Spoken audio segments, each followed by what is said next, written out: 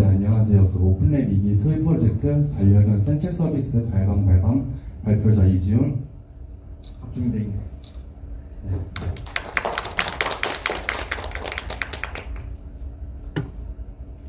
네, 우선 거의 3달 동안 활동을 할 수 있도록 도움 주신 데보션 측에 감사하고 후드티도 너무 감사합니다.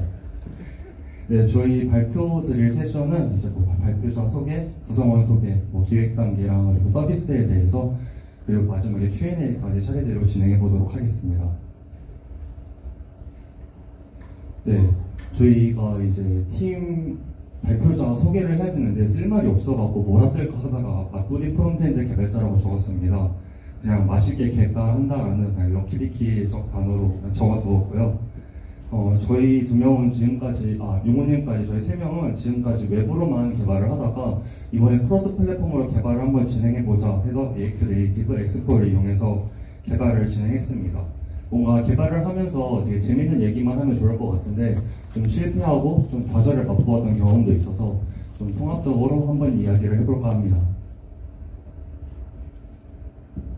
네, 구성원 소개입니다. 네, 직군별로 소개를 해보도록 하겠습니다. 네, UX UI 디자인에서는 이제 서비스 기획을 진행하면서 프론트엔드와 협업을 어떻게 할지, 그리고 화면 설계, 그리고 UX UI를 디자인하면서 시각 디자인을 어떻게 할지에 대해서 집중적으로 이제 설계를 하게 되었습니다.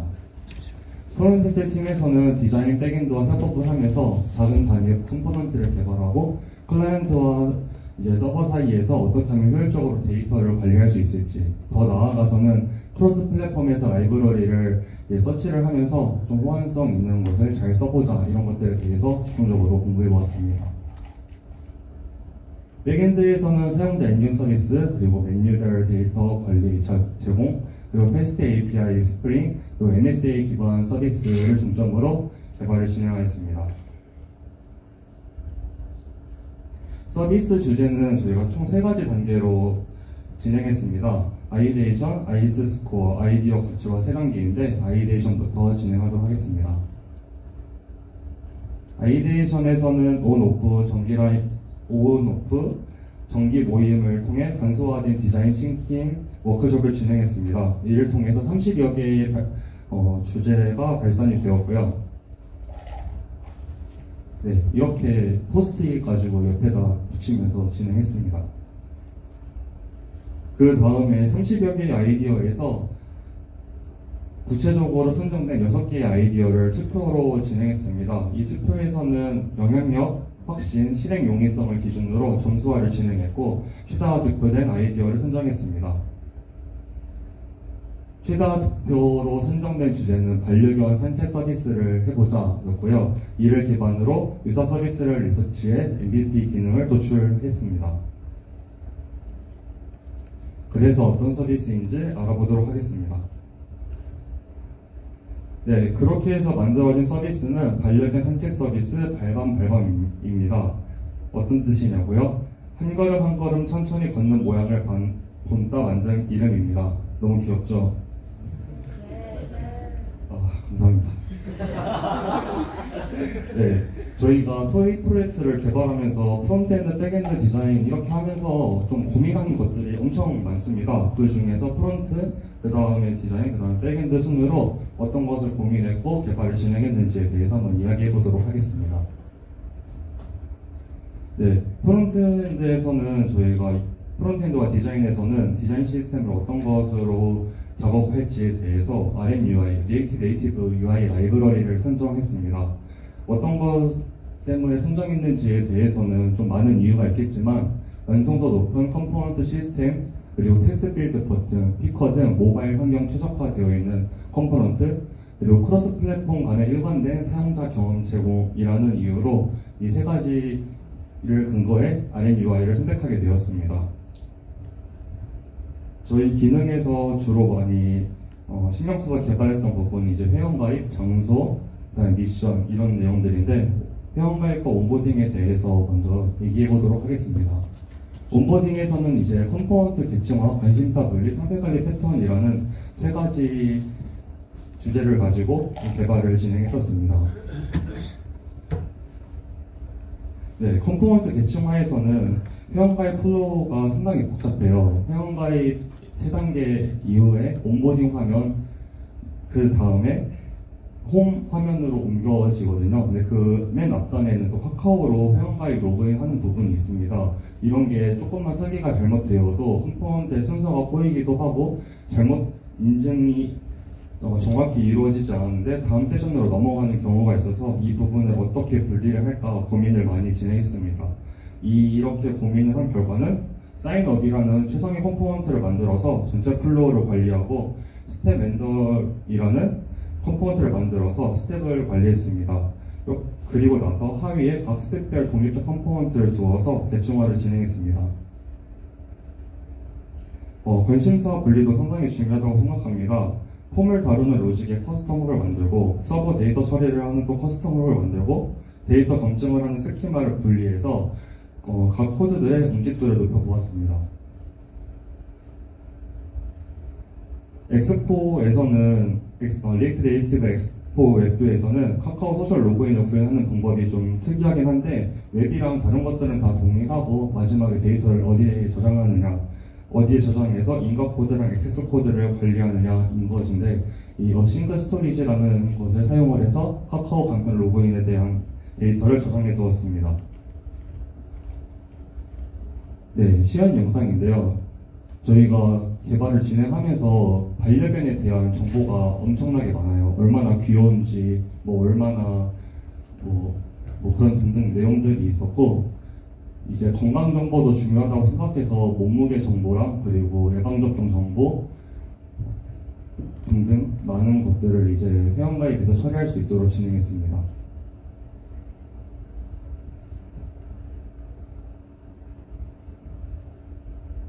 이렇게 보시면은 저희가 지금 개발 잘했다 생각할 수도 있고 아닐 수도 있긴 하겠지만 저는 iOS 위주로 개발을 했었는데 이거 시연은 안드로이드로 찍었거든요. 그랬더니 이것보다 더 이쁘게 했는데 많이 깨지더라고요. 그래서 이런 게 조금 실패의 맛이지 않을까 싶습니다.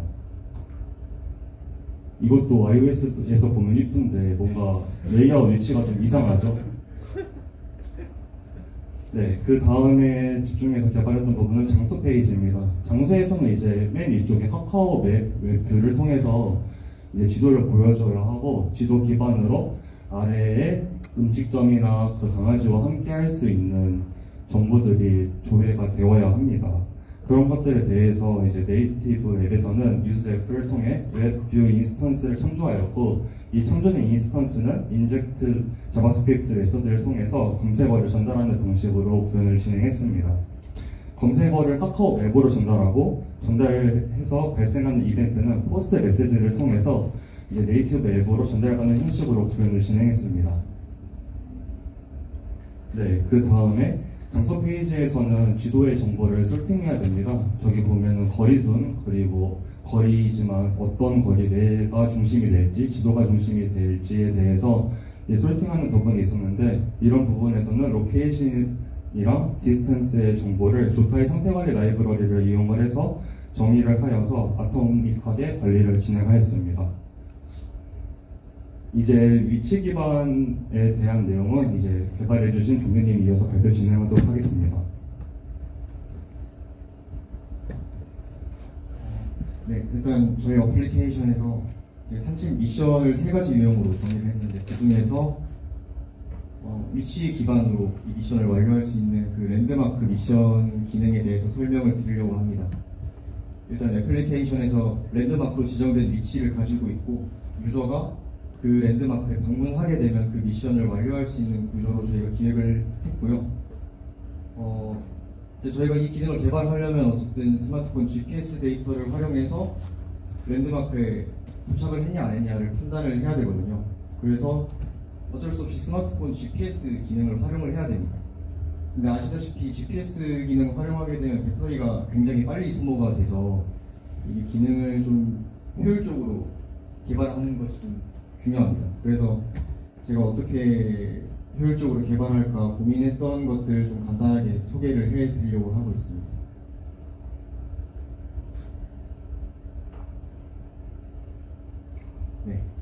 그래서 50m 이제 도착했다는 거는 50m 이내에 들어오면 도착했다라고 저희가 정의를 해놨고,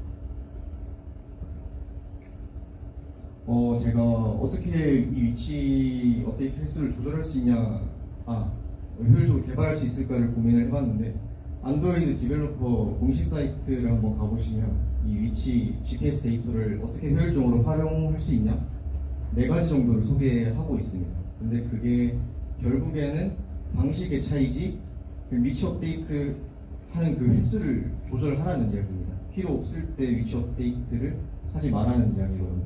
그래서 기능별로 특성을 고려해서 그 위치 업데이트 횟수를 조절하면 되겠다라고 생각을 했고, 이제 그 자세한 구현 방식은 뒤에서 알아보도록 하겠습니다. 그리고 두 번째로는 너무 당연한 이야기인데 로직을 그냥 최적화하면 됩니다. 더 효율적인 알고리즘을 사용하면 되고, 저희 리액트에서 아시는 것처럼 메모이제이션 기법 활용해서 리소스 최적화하면 되고, 이제 그런 것들을 저희가 진행을 하면 되는데, 이번 발표에서는 좀 GPS 데이터 활용하는 거에 대해서 중점적으로 말씀드리겠습니다. 아까 말씀드린 것처럼 이제 위치 업데이트 횟수를 최소화시켜야 되는데, 제가 처음에는 이제 이런 모바일 플랫폼을 처음 개발해보다 보니까 정말 단순하게 시작을 했습니다. 그냥 1초마다 위치를 가져와서 UI에 업데이트하자 이렇게 개발을 했는데, 그럴 수밖에 없었던 게 사실 저희 지도 앱이나 내비게이션에 사용해보시면 내 위치가 막 5초마다 업데이트되고 10초마다 업데이트되는 건 사실 말이 안 되잖아요. 그래서 어쩔 수 없이 이 주기를 그냥 1초, 2초 정도 짧게 가져갈 수밖에 없겠다라고 생각을 했는데, 조금 더 어떻게 줄일 수 없을까 생각을 해봤습니다. 그러면 사실상 제가 여기 가만히 있거나 아니면 별로 이동하지도 않았는데 위치를 업데이트할 필요는 없잖아요. 그래서 거기에 대해서 좀 방안을 찾아보니까 저희 익스포 로케이션 라이브러리에 워치 콜리션 어싱크라는 서비스 메소드가 있었습니다.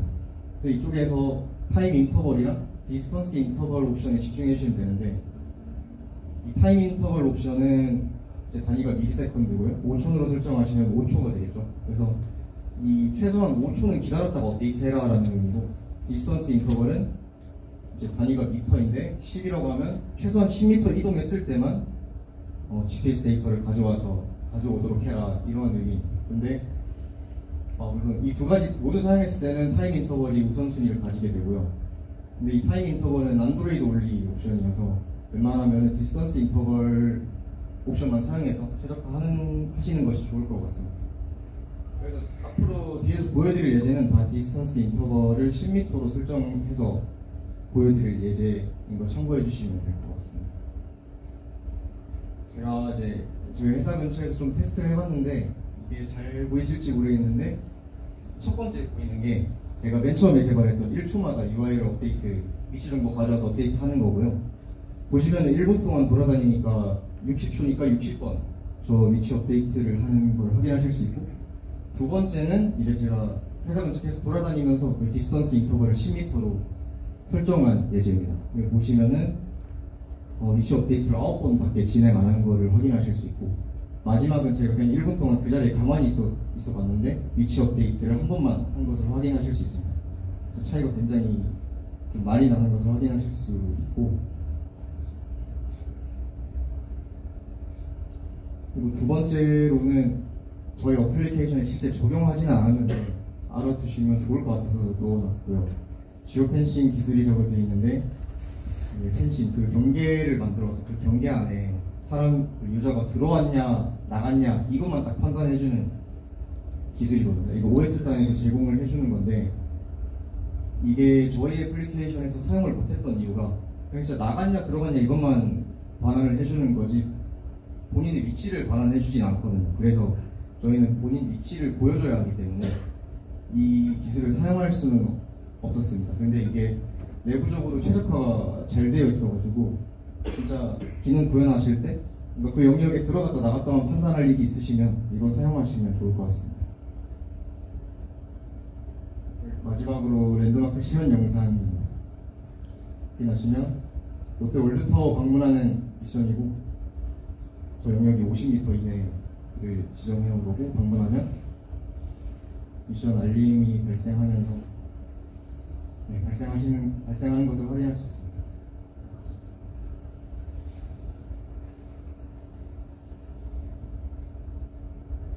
그리고 이제 제가 하진 않았지만 인프라랑 백엔드 쪽까지 제가 설명을 드리려고 하고 있고요. 좀 시간 여건상 제가 좀 금방금방 풀고 넘어갈 건데 이제 나중에 질문 시간에 질문 주시면 여기 인프라 백엔드 개발자분들 다 앉아 계시니까 잘 답변을 해주실 것 같습니다.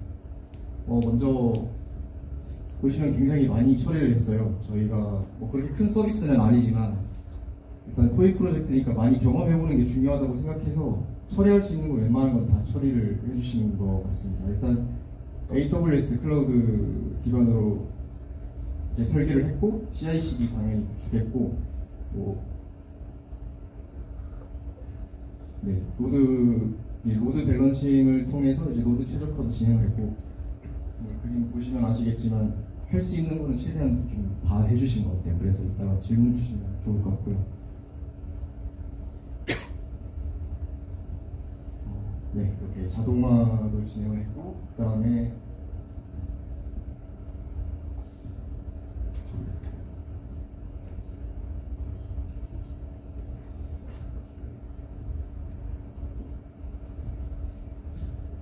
이제 불필요한 리소스 사용을 방지하기 위해서 오토스케일링도 활용을 해서 설계를 진행해 주셨고 또 데이터 로그를 통해서 실시간으로 로그를 수집해가지고 좀 에러에 관련해서 대응을 잘 해주셨어요. 이거는 저도 이제 보면서 되게 와닿았던 건데 인프라 쪽 분들한테 뭔가 이슈 리포팅을 하게 되면 30분 이내에 다 항상 해결이 됐던 것 같아요. 그래서 이런 부분들은 혹시 이런 게 있어서 가능했지 않나 싶습니다. 그리고 백엔드 쪽은 아까 처음에도 잠깐 설명을 드렸었는데 MSA 구조를 채택을 했고 유저 플레이스 피드 워크 미션 서비스별로 독립적으로 구현을 했고 자바랑 파이썬으로 프로젝트 두 개로 나눠서 이제 개발을 해두셨습니다. 이쪽도 굉장히 신경을 많이 쓰신 것 같아서 이따 질문 주시면 백엔드 개발자분들 잘 대답해 주실 것 같습니다. 지금 발표 이제 여기까지 저희는 준비를 했고 이제 마지막으로 지훈님이 마무리 해주시도록 하겠습니다. 마지막 장표는 PPT로는 못 만들었고 이거 진행하면서 프론트엔드 개발자도 상당히 많고 크로스 플랫폼에 관심이 많으신 분들이 있을 것 같아요. 근데 저희가 지금 보면은 잘했다, 뭐 재밌었다 이렇게도 생각을 하지만 잘 못한 부분도 있다고 생각합니다. 좋은 백엔드 개발자와 좋은 디자이너들과 함께 했지만 프론트엔드 개발자로서 이제 크로스 플랫폼에서 선택할 수 있는 조건들이 엄청 많았어요. 웹뷰, 넥스트.js에서 PWA를 사용하고 플러터를 사용하거나 리액트 네이티브에서 CLI를 사용하거나 엑스포를 사용하거나 여러 가지 방법이 많았지만은 저희는 그 중에서 리액트 네이티브 엑스포를 사용했습니다. 이게 보일러플레이트랑 작다고 생각이 들었기 때문이죠. 근데 이렇게 할 때는 처음에 개발하기가 좀 쉽다고 생각했어요. 그런데 조금만 해보니까 엄청 복잡했어요. 이게 복잡한 것들이 상당히 많아서 다른 분들께서 크로스 플랫폼을 진행을 해볼 때 고민을 한번 해봤으면 좋겠다고 해서 좀 몇 가지를 한번 얘기를 해보려고 합니다. 그 중에서 첫 번째는 이미지를 다루는 방법이 그냥 저희 웹 쓰는 거랑 완전히 다릅니다. 일단 리액트 네이티브 엑스포에서는 동적 이미지를 지원하지 않습니다. 그래서 저희가 이미지를 가져와서 변수를 저장을 하거나 그 상태에다가 저장을 해놓고 나서 가져와야 되는 경우가 있어요. 이런 것들을 찾는 데까지 시간이 많이 걸렸습니다. 이것을 효율적으로 사용하기 위해서 원격 URL을 사용하거나 이미 정의된 이미지를 선언하거나 뭐 등등의 여러 가지를 고민했었습니다. 그 다음에 저희가 앞에서 RNUI를 사용했다고 말씀을 드렸는데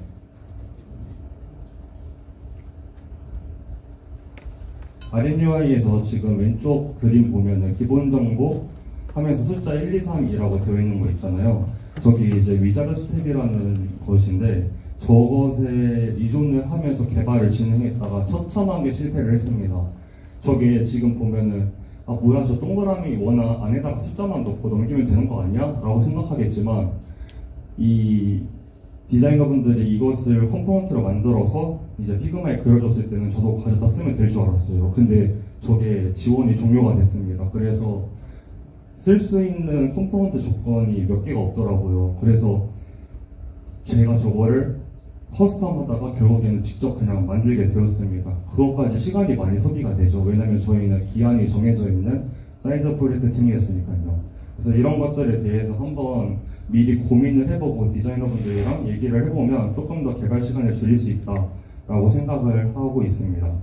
그리고 마지막에서는 CLI랑 엑스포에서 사용할 수 있는 라이브러리 호환성이 상당히 문제가 됩니다. 진짜 버전 조금만 문제가 돼도 엑스포 버전 조금만 올라가도 핸드폰에서 안 띄워지고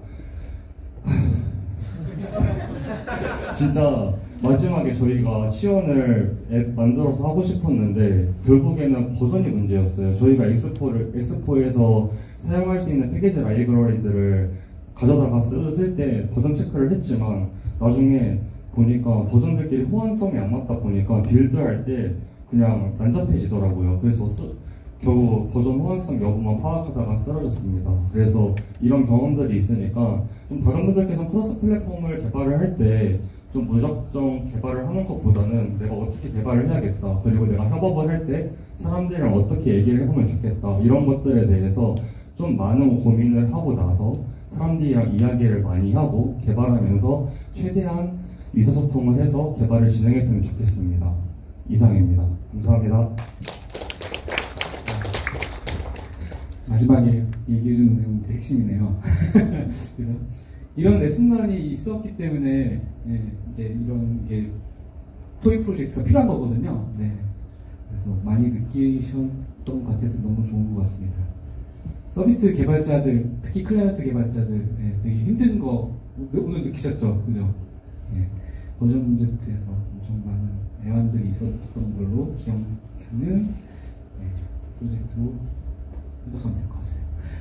자, Q&A 시간을 좀 가져볼게요. 뭐 저희 한 3시까지 8분 정도 남았는데 어디서부터 아직 출시 안 된 거죠?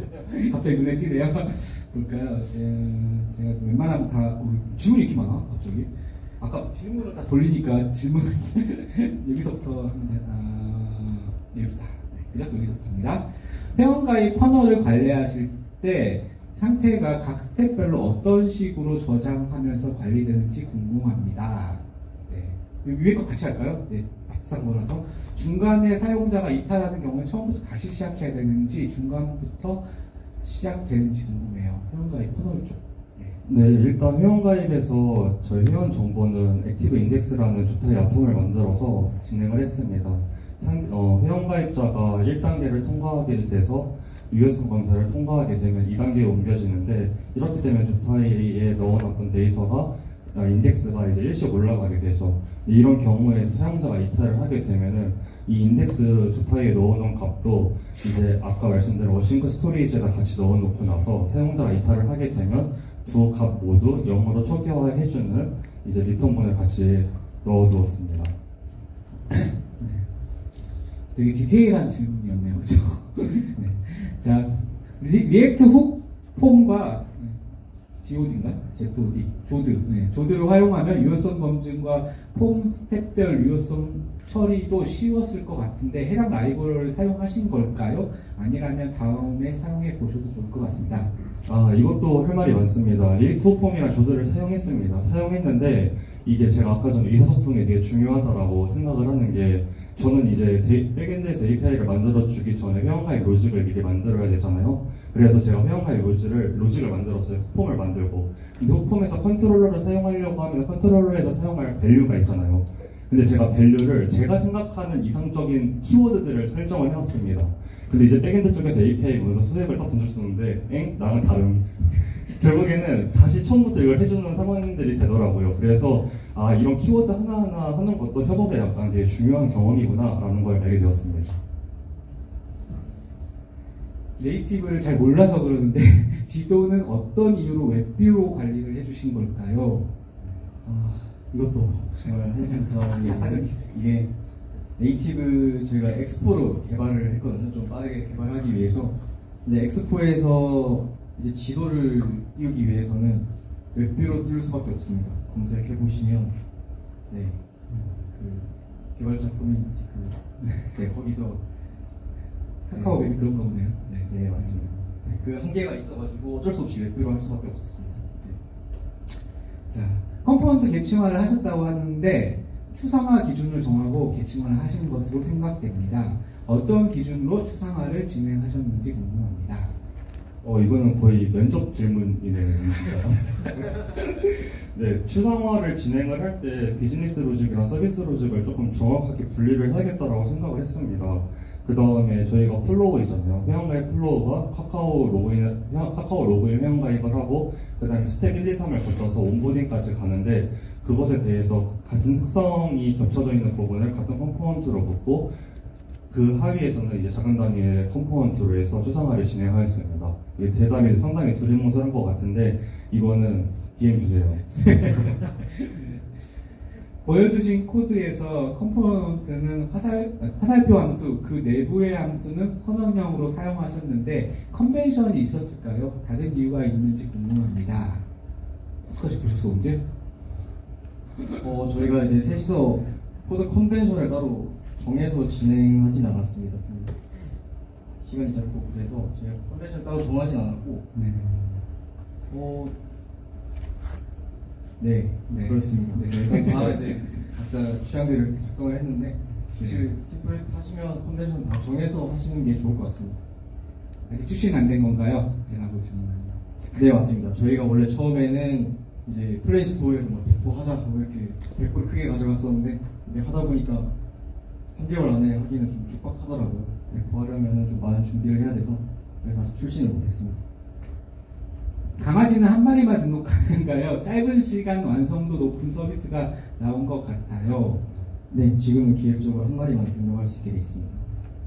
기획부터 앱 개발, 인프라 자동화, 배터리 최적화, 비용 최적화, 옵저빌리티까지 다 잘 적용해 주신 것 같아요. 프로젝트 진행 시 가장 어려웠던 점이 있었다면 어떤 건지 어떻게 적용해서 해결했는지 궁금합니다.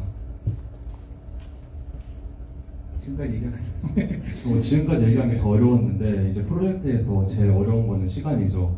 이제 저희 시간상 이제 프론트 엔드에서는 문제가 생기면 제가 흔히 기동봇이라는 걸 만들어서 그냥 제 기동님께서 계속 어떤 것에 대해 질문해주면 새벽 1시든 2시든 그래서 답변을 잘 해주시더라고요. 그래서 기동봇을 활용해서 개발을 진행했습니다. 보신가요? MSA에서 서비스별로 다른 언어를 사용해 주신 이유가 궁금합니다. 네, 백엔드분 한번 나와주세요. 잘 달라서 그러네. 혹시 다른 게 저렴한 이유 있어요? 파이썬처럼. 네, 안녕하세요. 저는 윤서열이라고 합니다. 저희 일단 먼저 말씀드릴 거는 저희 MSA가 이제 각자 컴포넌트가 기능별로 떠서 저희들끼리 내부적으로 이제 비즈니스 로직을 만들었는데 이 답변부터 드리면은 각자 자신 있는 언어로 하자라고 일단 말씀을 드릴 수가 있을 것 같습니다. 그리고 말씀하신 것처럼 기간이 짧아가지고 따로 언어 스터디까지 하면서 진행하기에는 좀 무리가 있는 것 같거든요. 네. 그 다음에 엑스포는 메타 프레임워크인가요? 모바일 잘 몰라서 질문드립니다. 엑스포는 프레임워크가 맞고요.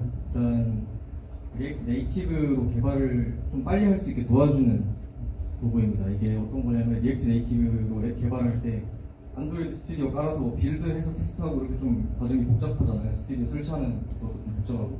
근데 이 엑스포를 설치하게 되시면 뭐 지금 플레이스토어 들어가서 엑스포 검색해보시면 바로 나올 텐데 이게 저희가 뭐 얀 프로젝트 관리를 얀으로 하면 얀런 스타트 했을 때 바로 그 QR코드가 나오고 그 엑스포 앱에서 QR코드를 스캔하게 되면 바로 그 제가 개발한 앱을 자동으로 빌드해서 보여주게 됩니다. 그래서 빠르게 개발할 때 좀 사용하는 프레임워크라고 보시면 될 것 같습니다. 껍데기 한 번에 만들어주는 네, 맞습니다. 이거 너무 압박인 것 같은 느낌이지. 이거 언제 출시되나요? 네. 일단 노력을 해보겠습니다. GPS 기능들을 이용할 때 네이티브 개발이 더 유리한 것으로 아는데 왜 클로스드 플랫폼을 사용하셨을까요? 네이티브를 안 하고 이것도 아까 엑스포를 사용한 이유랑 동일한 맥락일 것 같은데 저희가 3개월이나 짧은 시간 동안 빨리 개발해야 돼서 테스트도 빨리빨리 해야 되고 그래서 네이티브 개발보다는 엑스포로 개발을 하게 됐습니다. 이번에도 너무 훈훈하대요. 네. 넘어가고 프론트 엔드 개발 과정에서 데이터 독에 쌓인 데이터를 참고한 적이 있으신지 궁금합니다. 저희는 직접 참고하진 않았고 그냥 이제 뭐 이슈 스프레팅 할 때 항상 뭐 진짜 30분을 넘어간 적이 없는 것 같아요. 빨리빨리 해결이 되다 보니까 왜 그랬을까 했는데 이제 발표 자료를 작성해 주신 거 보니까 이래서 빨리 해결됐었구나 이렇게 느꼈습니다. 백엔드 분들이 잘 서비스면 좋아요. 네, 이런 얘기 있고 오픈랩 기간이 끝나도 토이 프로젝트를 계속 진행하시나요? 리더의 마음일 것 같은데 네, 리더님이 안 계시네요. 너무 말씀하셨나요? 뭐 잘 해주시면 진행하도록 하겠습니다. 당연히 서비스가 나오는 것도 중요하지만 디자이너, 기획, FE 개발, 백엔드 개발 간의 의사소통이 중요했을 것 같습니다. 어려움이 없었을까요? 되게 많이 얘기했던 것 같은데 예, 넘어갈게요. 네. 보안 관련해서 혹시 고려하신 사항 있나요? 보안까지 생각하기가 3개월 만에 쉽지 않았을 것 같은데 네. 뭐 로그인 관련해서는 로그인 정보 이제 어싱크 스토리지에서 저장을 할 때 그것을 해시화해서 저장해 놓긴 했었습니다. 네, 알겠습니다. 딱 셋입니다, 여러분. 네, 기가 막히게 시간을 지켜주셔서 네, 발표 끝내도록 하겠습니다. 네, 박수 한번 부를까요? 네.